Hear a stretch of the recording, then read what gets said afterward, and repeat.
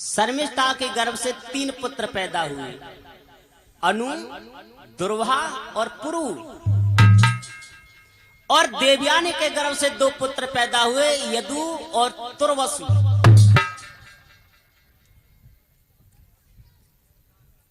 एक दिन महाराज यात देवयानी के आंगन में बैठ करके भोजन कर रहे थे।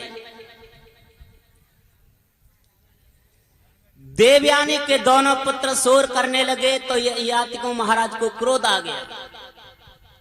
देवयानी,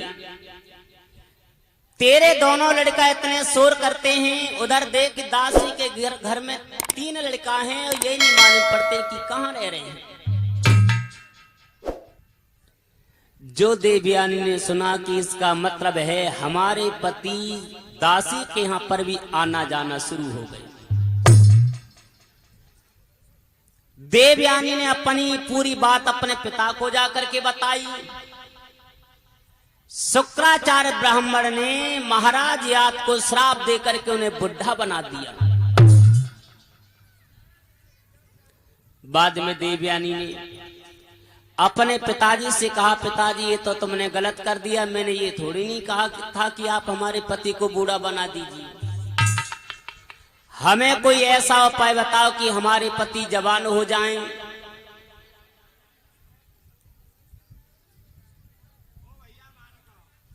आज बहुत शोर कर रहे हैं।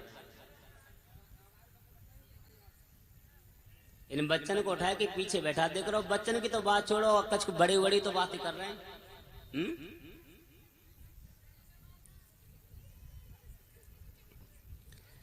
बोले उनके 5 लड़का हैं,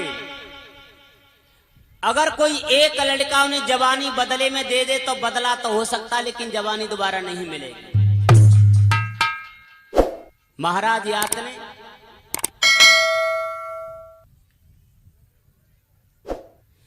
पांचों लड़कों को बुलाया, दूर दूर से हितू रिश्तेदारों को बुलाया, घर में उत्सव किया।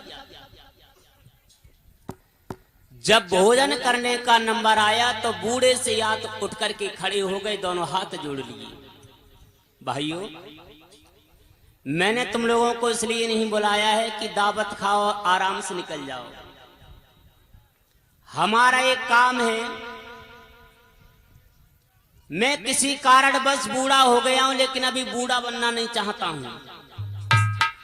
100 साल के लिए कोई अपनी जवानी हमें बदले में दे दो और 100 साल के बाद हम जवानी वापस कर देंगे, बुढ़ापा लेकर के भजन करने चले जाएंगे।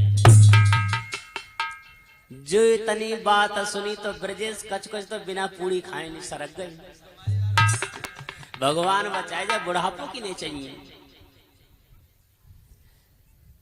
5 लड़का रह गए। सबसे पहले यदु से कहा तुम ही हमें जवानी दे दो, तो यदु ने मना कर दिया।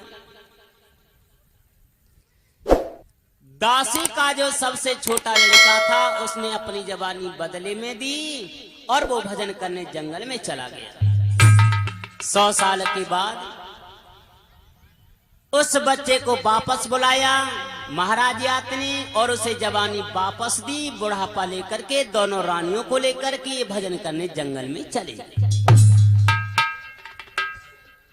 इस तरीका से महाराज यात की शादी और देवयानी के साथ में हुई थी।